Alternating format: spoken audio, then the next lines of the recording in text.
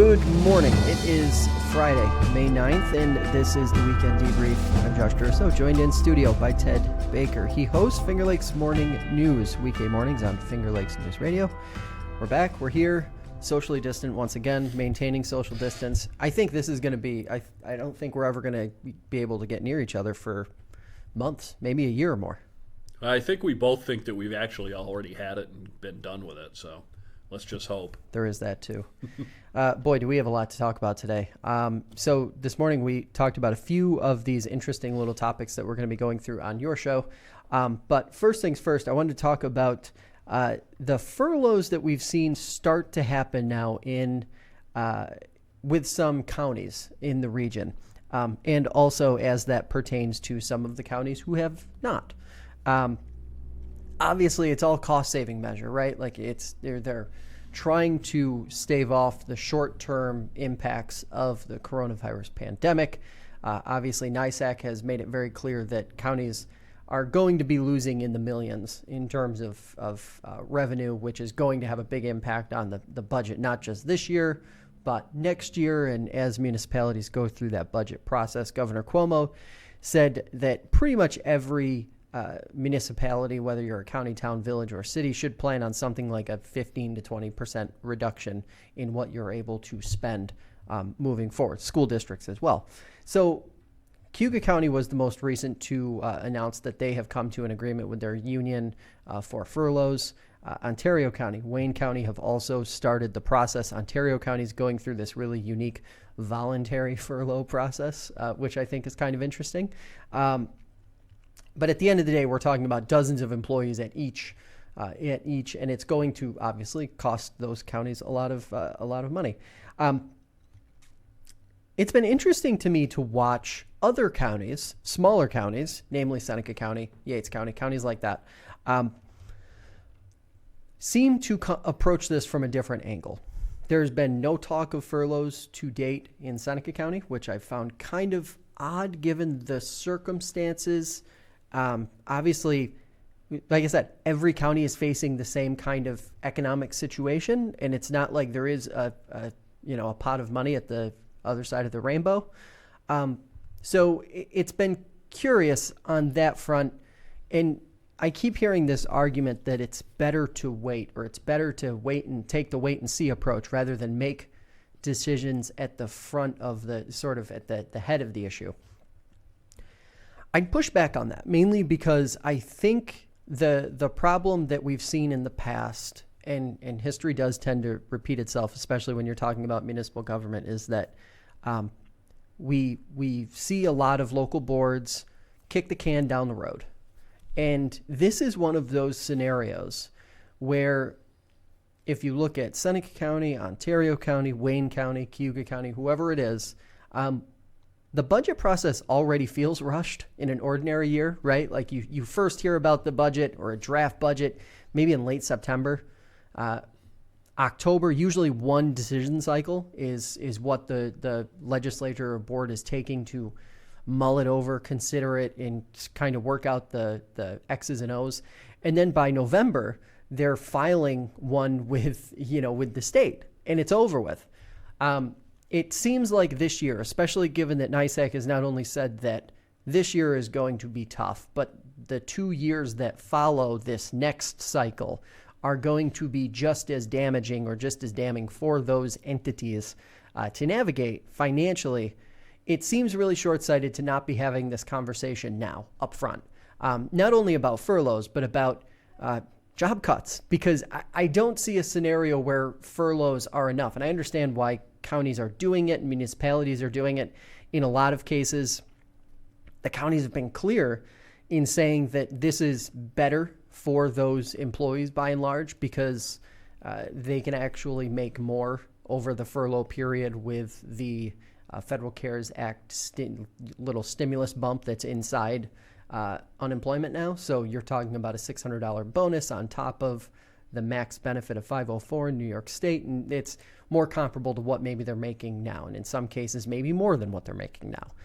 But beyond that, I think there's going to have to be a very frank and realistic conversation about what municipalities can support, because you can't raise, you can't even, this type of financial situation is not one that you can raise taxes through. You can't, tax your way out of this problem. I'm not even sure you can just cut your way out of this problem, given what I've seen so far. So, it's probably going to take a combination of both, which is going to be not only a really hard sell to, the folks who work in these really important departments around county government or in municipalities, but it's going to be an even tougher sell to constituents and taxpayers. So why not start having that conversation now? Why not start doing that now instead of waiting? Well, you can always plan for a worst case scenario and then say, whew, it wasn't as bad as we thought, bring some people back to work, whatever. It's harder to go in the other direction. It's harder to say, well, we'll just kind of wait and see, and then whoops, it was worse than we thought. What I don't understand is how anybody can even really do a budget. How do you do a budget when you don't know what your revenue is going to be? And the governor can say, plan on 15 to 20%. Based on what? Suppose between now and next Friday, there's a new wave of coronavirus, and the governor extends New York on pause out to June 15th. And suppose on June 10th, there's another wave, and it goes out to July. I mean, there are people, lots of experts on TV that we see every day saying that this is going to be with us for years.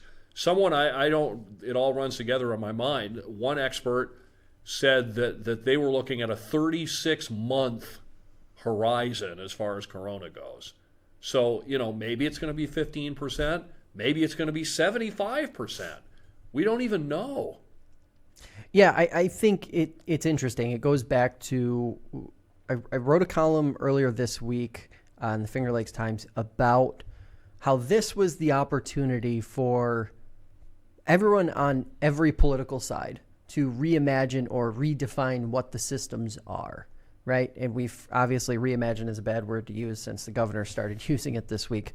But we need to start to think about, or we should have been thinking already about, what our social safety nets are, how we structure government, what services are where and how they're being provided. Because I think moving forward, you're right, there's this real question. I mean, for the Finger Lakes, you've got this perfect storm of different scenarios, right? Like, you've got this situation, but compounding that is the fact that even if things do reopen fully by June, you are not going to see the volume of travelers and visitors and tourists that this region has come to rely on annually to keep the economy running, to keep these municipalities whole.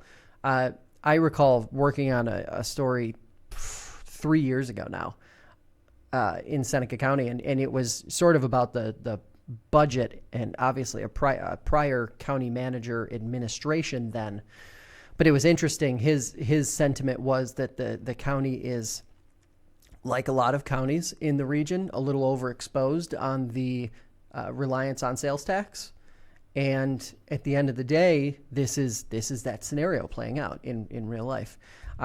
So, I don't know. You and I were talking right before we came on here about how quickly people were going to feel comfortable going back out. So, do you if you're a municipality, do you plan on 50% people coming out in August? Because what if it's only 10%?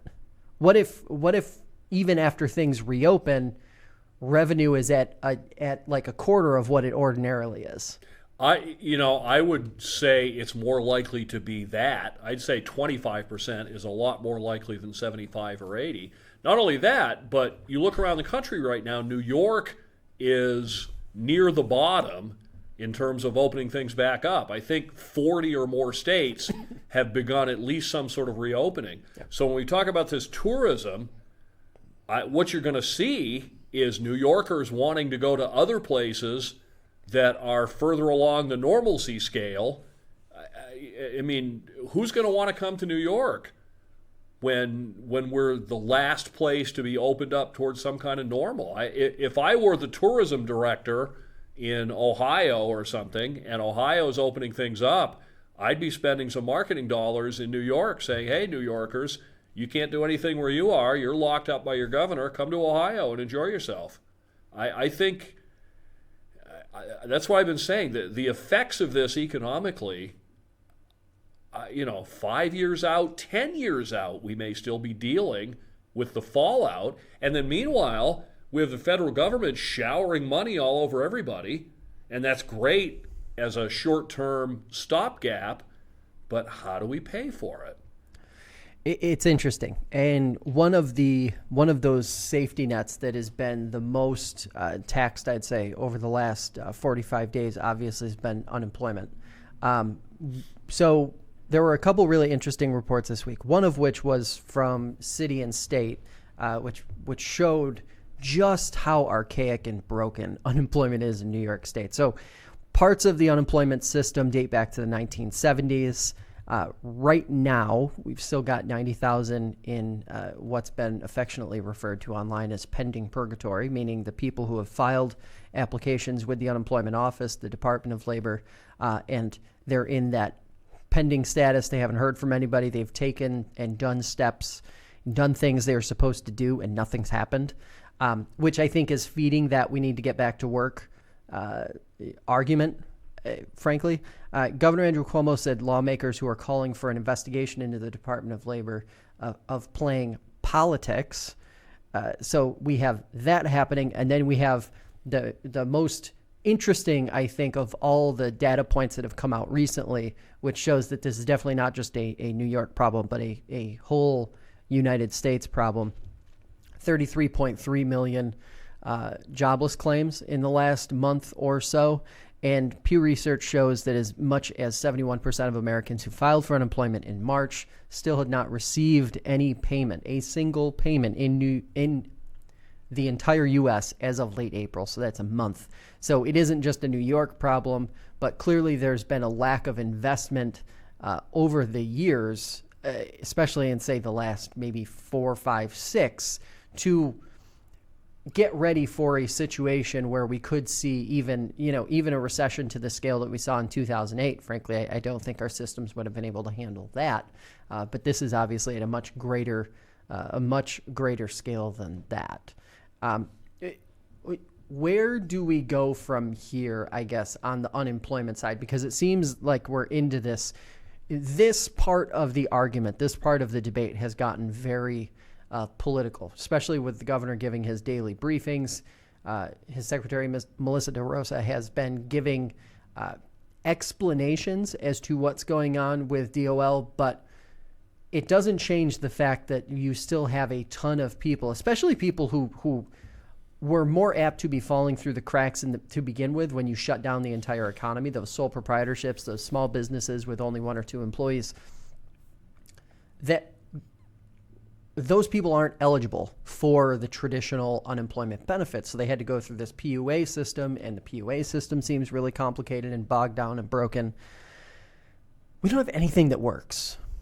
Well, if we can recruit Bill Gates to reimagine the entire educational system, why can't we recruit some of his millions to put in better infrastructure? I go back to, we have companies like Google and Amazon. Amazon, you can still order something from halfway across the globe and have it on your front porch in a couple of days. But that's only part of it. The infrastructure is one part. The other part is, why are we asking people for this obscure employer ID number that most people don't even know what they're talking about? Maybe if I'm one of these really record-keeping kind of guys, so I know what it is, and I know where it's on line 14, I think it is, of your W-2 form, so I know what it is and where to find it. But it doesn't seem like I always talk about politicians wanting to be seen as doing something. I think our governor could better spend an hour or so of his time each day working on these problems and rattling some cages instead of his self-serving hour-long briefings where he mostly touts his own brilliance and has the audacity to say that anybody that points out where he's coming up short is guilty of playing politics. Yeah, it's to me, those briefings at this point have boiled down to the most interesting portion of them is when the reporters ask him questions. So that's when we get sort of the off-the-cuff answers and the things that, aren't baked into these daily briefings. I don't want to fault the governor for the way he's handled the situation, because I think he's been pretty clear throughout the process that they basically took a stab in the dark at how to address everything, right? Like it wasn't, there was no playbook for this. It's not, exactly. It's not easy to ramp up from zero and suddenly say in a state of 20 million people, we're going to send 17 million of you checks and you're all going to get them next week. I understand that. But where I don't find, where I can't excuse it is where you have like example after example after example of long-term just ignoring the problem.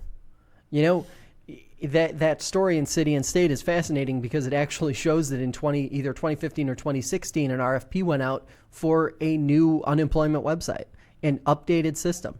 The computer system, the actual IT that runs unemployment in New York State, some of those computers require nightly reboots. I mean, it is 2020. That is absurd. This is like, to imagine that our technology is that archaic in a system that's that important, even if you don't ordinarily see a ton of volume, you build these things for the worst case scenario. I'm sorry, I'm so tired of listening to people say, and thankfully it's quieted down a little bit, but the people who said we can't build hospital systems to be ready for a pandemic. All right. Well, then you're not going to be ready for a pandemic when a pandemic does happen. And that just means you're putting profit over actual function in a healthcare system, which, fine, if that's the way it's going to be, that's the way it's going to be. But say that's what it is. And make that point. Own that if you're going to own something. And I'm not saying socialized medicine. I'm just saying make smart investments along the way so that you're not stripping hospitals of rooms and you're not downsizing. So in a community like Seneca County, or if you live in a place like Schuyler County or Ontario County, you have to drive, 30 plus minutes to get to a hospital that can actually save your life, not just a hospital that, can do 20 or so things and then you have to be redirected up to Strong or Rochester General or upstate in Syracuse. It's going to be fascinating for historians 100 years from now to look back at this, because we were talking just before we came on this morning about, a lot of our themes in BC before COVID were about thinking long term and the way society's evolving. And what this virus has done is kind of laid bare how ill prepared we are for a lot of things, and how little thought we've given to the way we deliver medicine, the way we house people, the way we get transportation, our education, our government and its openness or lack of it. All these things are sort of being laid bare, and I don't see a lot of real effort being made to say, boy, we got a lot of work to do. It's just the daily. It's right back to that day-to-day, what's the count today? How many more new people, like you said, we're all sick of it. I turn my own station off when I get the, 3 more people here and 27 more, okay, we get that part. What are we going to do about it? Yep. What are we going to do so it won't happen later? What are we going to do about the next threat? I keep saying our most vulnerability to terrorism is internet and IT and infrastructure. Imagine, especially right now. Imagine now with this outbreak, if the internet was down for 2 weeks all across America. Just what would we do?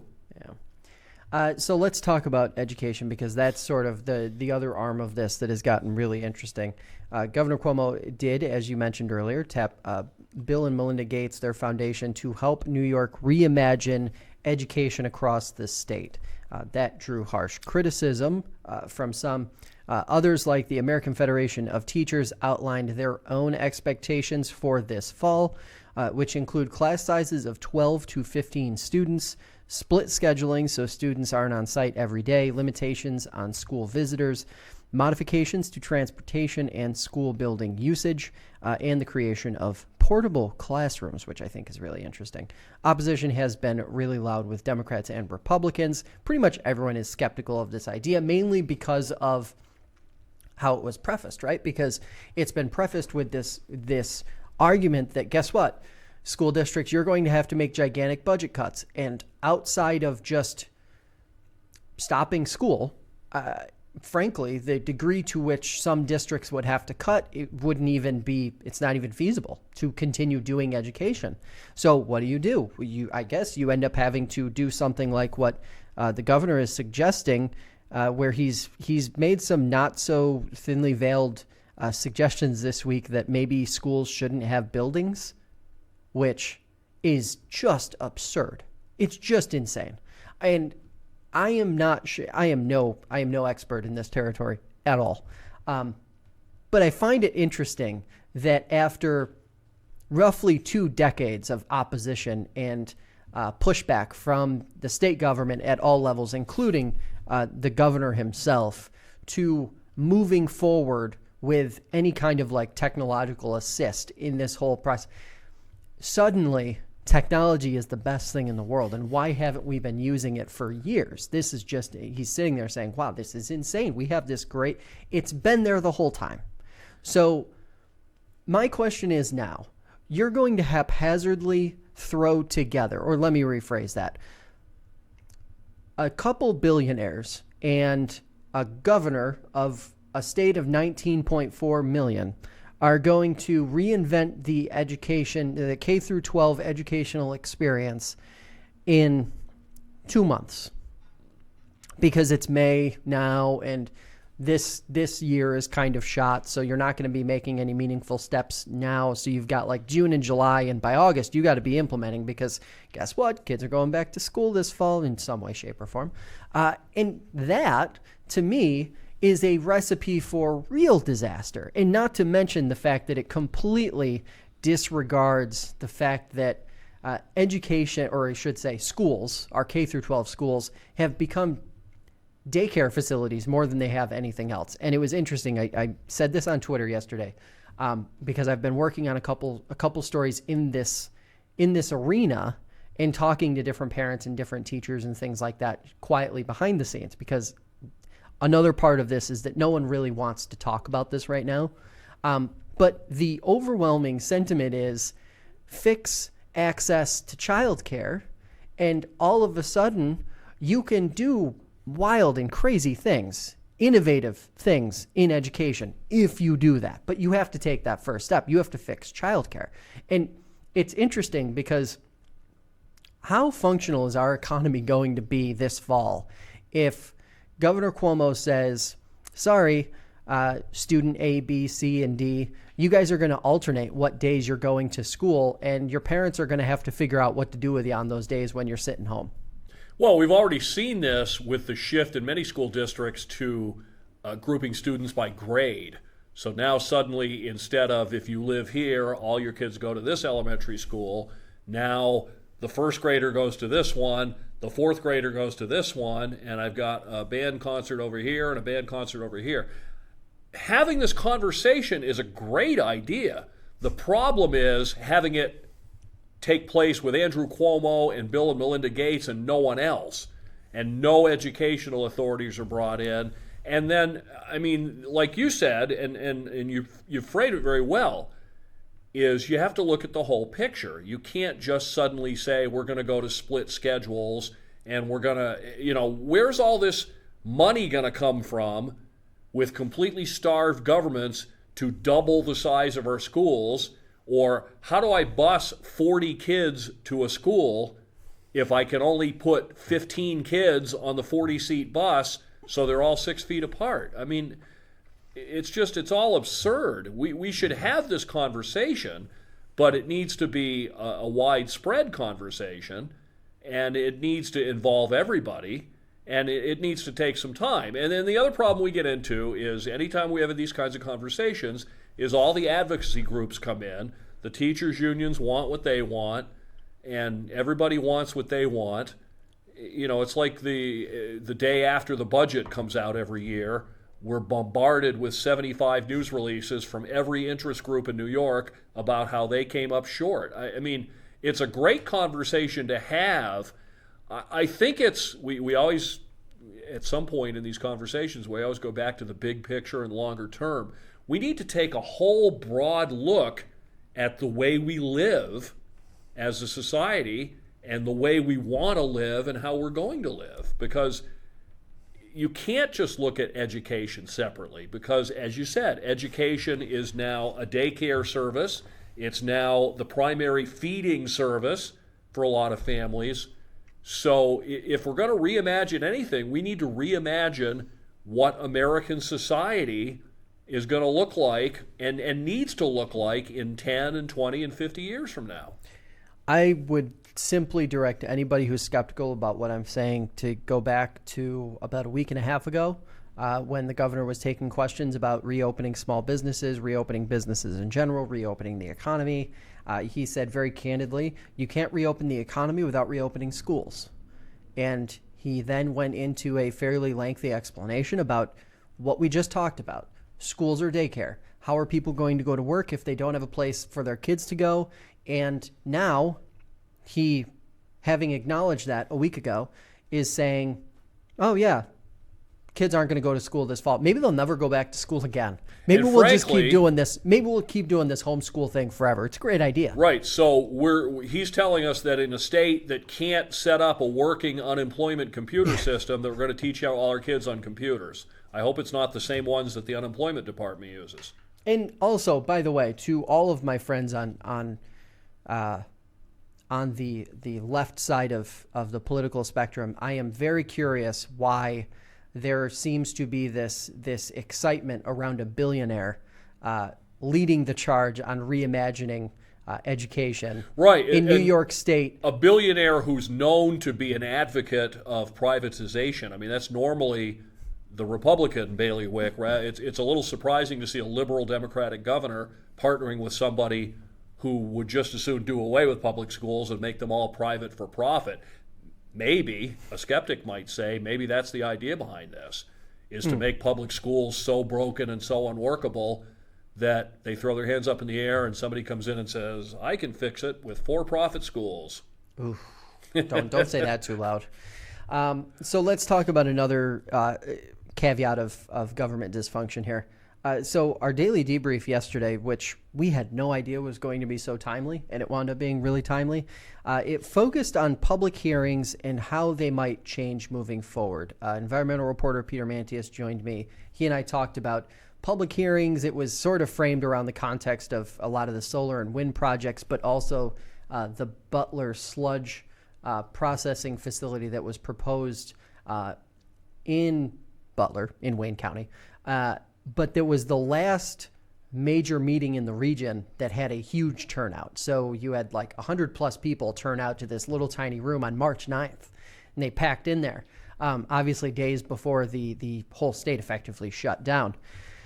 So the conversation kind of wandered around the whole concept of what would have to change to avoid large crowds in small places, and how can you continue to get input from members of the community, from taxpayers on a lot of those hot button issues where you would ordinarily see big turnout. Well, we have a story online now as multiple local governing bodies have really, really, really struggled to adapt to these new digital sessions that we're seeing happen on Zoom, YouTube, other streaming platforms like Vimeo, WebEx, like whatever, you pick your poison. There's been pretty much a bad example of all of the above.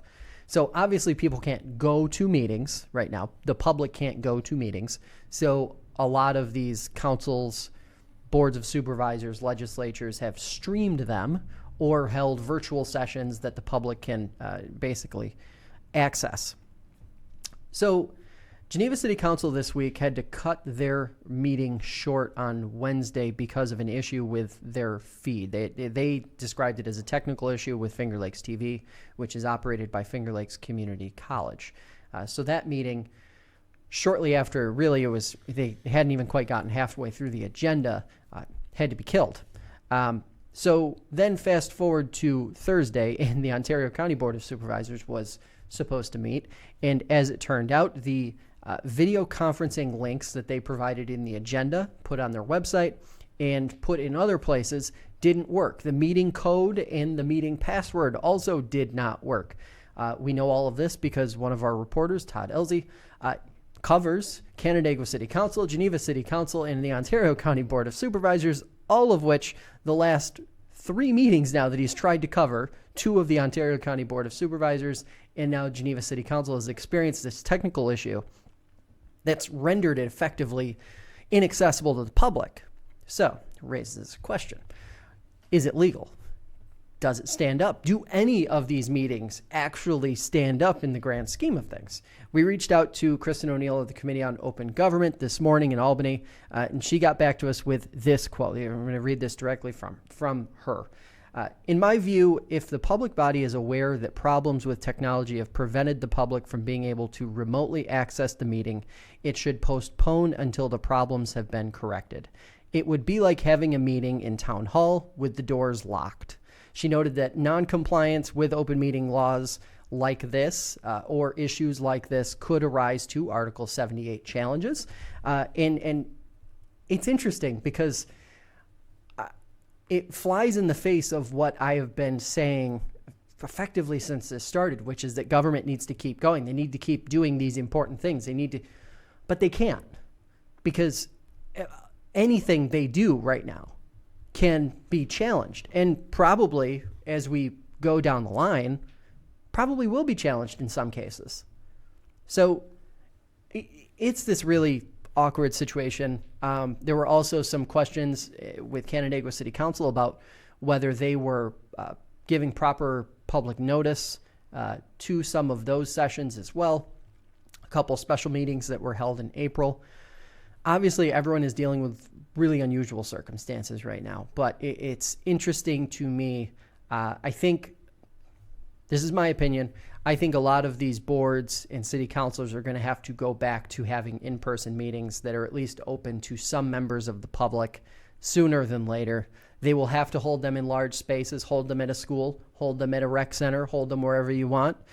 Sorry, Geneva City Council, you can't have your meeting in the small, cramped Geneva City Court anymore. You got to venture outside into a larger space.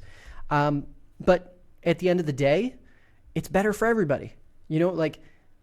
Getting government right now is the most important thing that any government could be doing, especially local municipalities. And this is one of the ways that it could really derail them really quickly. And I'm talking about all boards in general, if they aren't covering all of their bases. Now, the opposite side of that spectrum, or the opposite side of that coin, is that I think it's great that boards have created digital access for those who can't physically make it to the meeting. And I think that should continue no matter what, because yes, it's 2020 and you shouldn't have to show up to be able to see what's happening in your community. But at the same time, you have to, at minimum, be able to access that meeting. Well, I think, as the Committee on Open Meetings says, if the only way for someone to, quote, attend the meeting is electronically and that gets shut off, the meeting has to end. I mean, that seems to be a pretty simple proposition. But no, this issue and a number of the other ones we've talked about are all premised around the idea that we can never again or anytime soon have large gatherings of people. Here's a radical idea. Maybe we have to. Maybe it's not a realistic societal goal to say we can never have a bunch of people in a room again. Maybe we need to, and we need to, if we have to take people's temperatures or put a bunch of sinks and a lot of soap every place we go to wash hands, or everyone has to wear masks, whatever. I mean, I have my whole opinions about this corona outbreak that I'll keep to myself if I can hold myself. But maybe it's just not workable to continue a society where there are no gatherings of people. I don't see how you do it. It's tough. It's going to be really tough. And I think a lot of the questions that I've been seeing on social media are fair.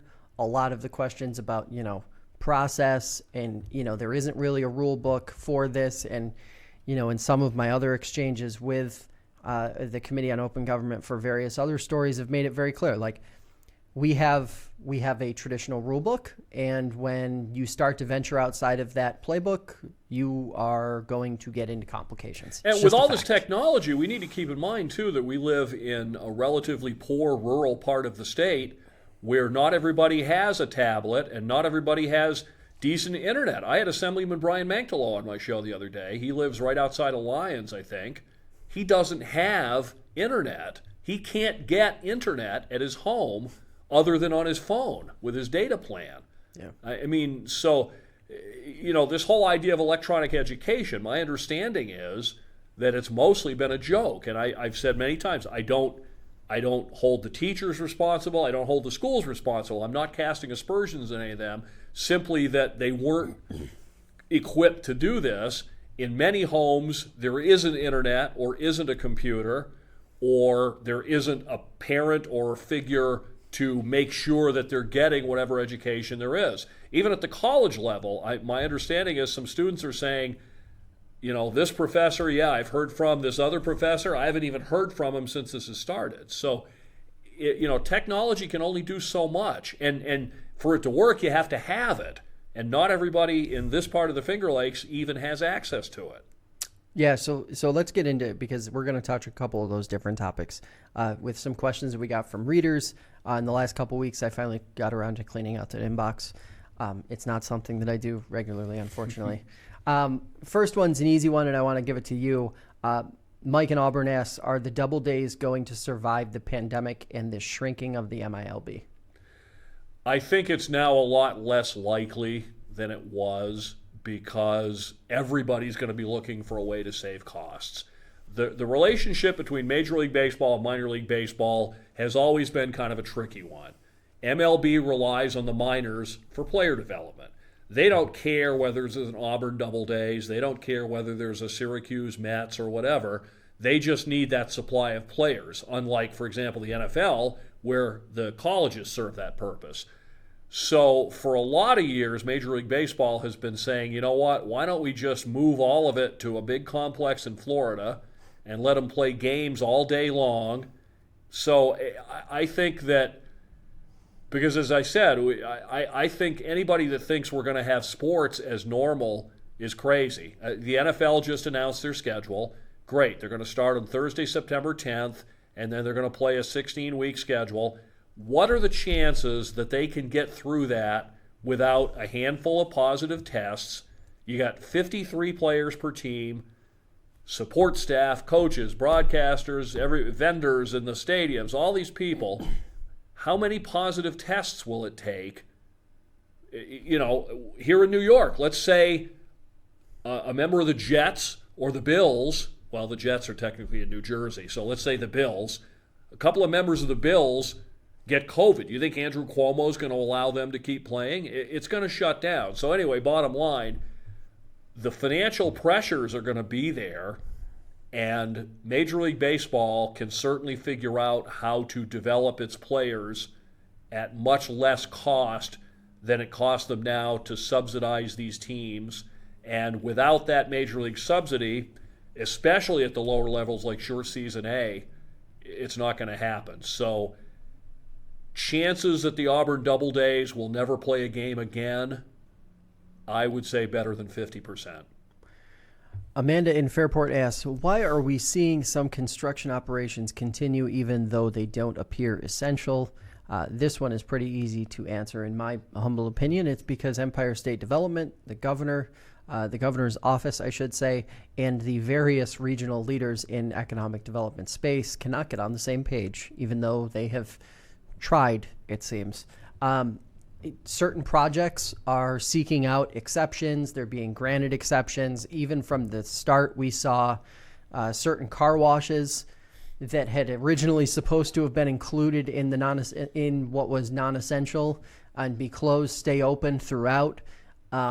It doesn't appear as though there's, and we also saw a lot of miscommunication, I'll say, between the state and golf courses.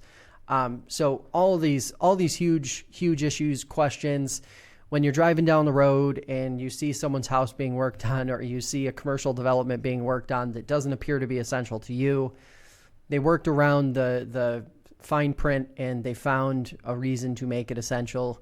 If you go through the exceptions list that Empire State Development and the governor had pushed out weeks ago, the exceptions list was as comprehensive as the essential list that Governor Cuomo touted as being one of the most extreme in the nation. At the end of the day, this was a very bizarre pause on certain parts of the economy with plenty of loopholes. Well, when the governor first issued the essential list, nobody could make heads or tails of it. Golf courses were in and they were out and they were in. Now we're arguing about carts. I mean, it's seriously, we now have a lengthy state regulation on golf carts. Which, by the way, if you're disabled, you can ride in one. You can't have a passenger unless they live in the same household with you. I mean, seriously, when we start to need multi-page regulations for golf carts, we're just over the edge. And I think, frankly, a lot of people, and remember, there's little to no enforcement of any of this, other than a few police in New York City arresting people for jogging too close to someone else. There's really little enforcement. So I think you're starting to see some businesses say, what have I got to lose? I'm going to send my crew out to do this roof and let somebody come and complain about it. Yeah, and it's even murky who has the authority to come down and sort of be the authority figure in that situation, because it seems actually like it isn't in the hands of law enforcement at all. Well, and nobody wants to play that role. Law enforcement no law enforcement officer worth his salt wants to go around arresting people for not wearing a mask or hassling some construction crew because there's three guys and they're not 6 feet apart. And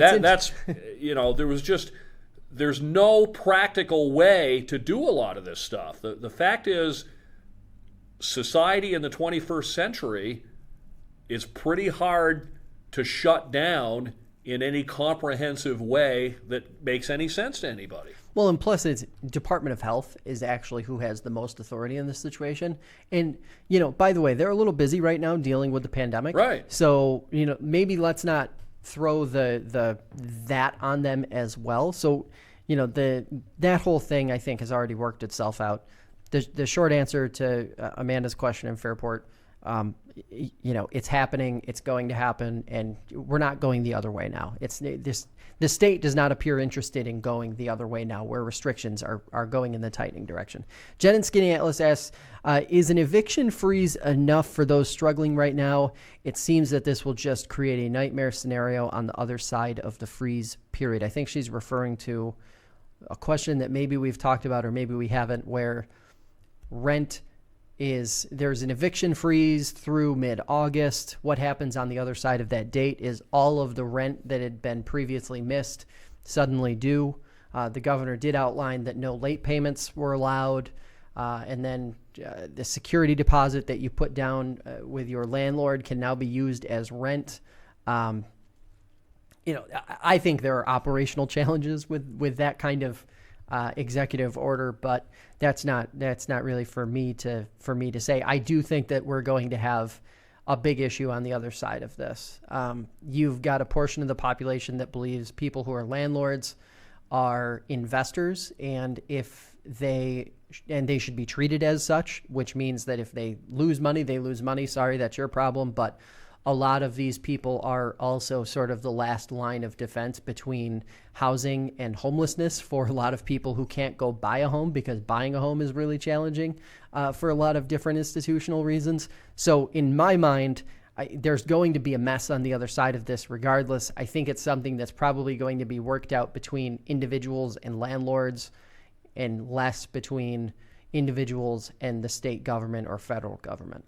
Yeah, I mean, it's another Band-Aid solution, but like you said, a landlord can be someone who owns 200 units, or it can be somebody who bought a duplex and rents it out, and maybe that's half their income. Maybe they're working part-time, and or maybe they've quit their job and they manage 4 or 5 units, and that's their income, and now that income's gone. I mean, we have compassion for the tenant, but then we turn around and we don't have any compassion for the landlord, who now is put in the same boat that the tenant was just in. That's why this whole thing just percolates up through society. And all this money, we can give the tenants, let's give them money to pay their rent. At some point, the bill comes due.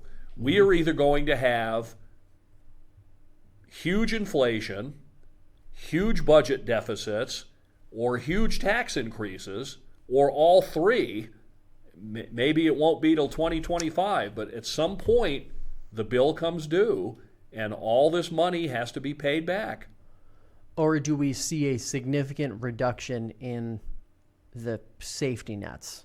Oh, we'll definitely. We're already seeing that. I mean, the food pantries are out of food. I mean, in terms of what the government even says it can do up front, it's almost like I could see a scenario where what you're talking about is basically everything keeps going and a bill is, like the money runs out, so to speak. But the flip side of it is that, at some point government decides that it's going to wash its hands of these things because these things are more complicated than it's willing to deal with, and the bureaucracy and whatnot. So it's left, we get into a more unregulated market than one that is super regulated. And then what happens in November? We have a presidential election. We have congressional elections. Who gets blamed? Does Donald Trump and the Republicans get blamed? Does he lose the White House? Do Republicans get thrown out of Congress? Or do Democrats get blamed? And it's we'll have to see what our government looks like after November. I mean, it's everybody wants to help everybody, and that's part of it too. Is the whole everything's a one size fits all solution. So people get stimulus checks whether they need it or not. Does somebody who has a $300,000 annual income need $1,200 as much as someone who's got a $22,000 annual income? No. But they get the same check because, and again, we don't have the infrastructure. You can't check every single person in America and say, okay, what's your situation? What's your situation? So it's all, we're throwing Band-Aids on it, and it's still an unknown because it's all up to Andrew Cuomo.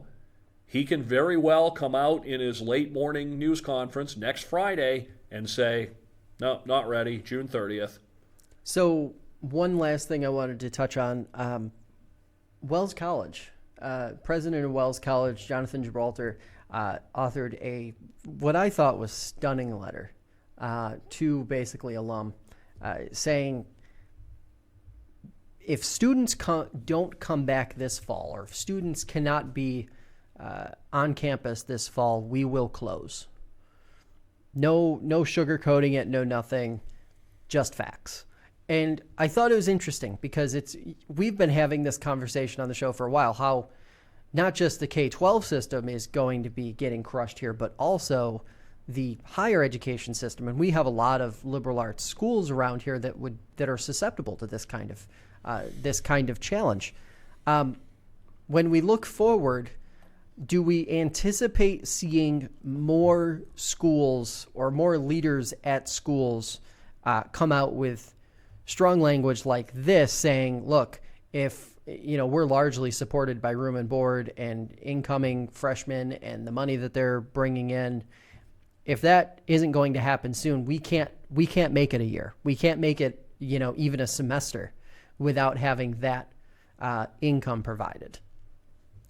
Does that list grow, or do we continue to see maybe some of these institutions just sort of like hoping for the best and moving forward? I think it has to grow. They're no different than anybody else. If you're a college and you're looking and you owe this much and you've only got this much and you got no students, add to that the fact that some students are suing to get money back, saying I didn't pay for an online, if I want an online course, I can sign up for one of those ones we see on TV, Southern New Hampshire or Arizona State or whoever, the ones that have been, maybe they were very prescient in beginning to do that. It's going to be one more. I'm wondering if we're going to see, when we talk about how we're going to live, are we going to live, the old joke was that eventually we'd all be in our little pod. Is that going to happen? Are we all going to be sitting there shopping on a screen and going to school on a screen and attending the city council meeting on a screen? I don't know. I mean, isn't that as likely a scenario as any other at this point? Pod life. It's coming for you. And I'm not talking about the podcast Pod life. No. Where can folks listen to you Monday through Friday? Well, if they still want to, after my opinions, on the Finger Lakes Morning News, which is on Finger Lakes News Radio. In Auburn, that's 98.1 and 1590 WAUB. And in Geneva, it's 95.9 and 1240 WGVA. Thanks for watching or listening. The show is available on Spotify and Apple Podcasts, as well as YouTube. Visit www.fingerlakes1.com/debrief to check out archived episodes or to leave us a message. For my guests in studio and the rest of the FL1 News team, have a great weekend, and we'll catch you next time.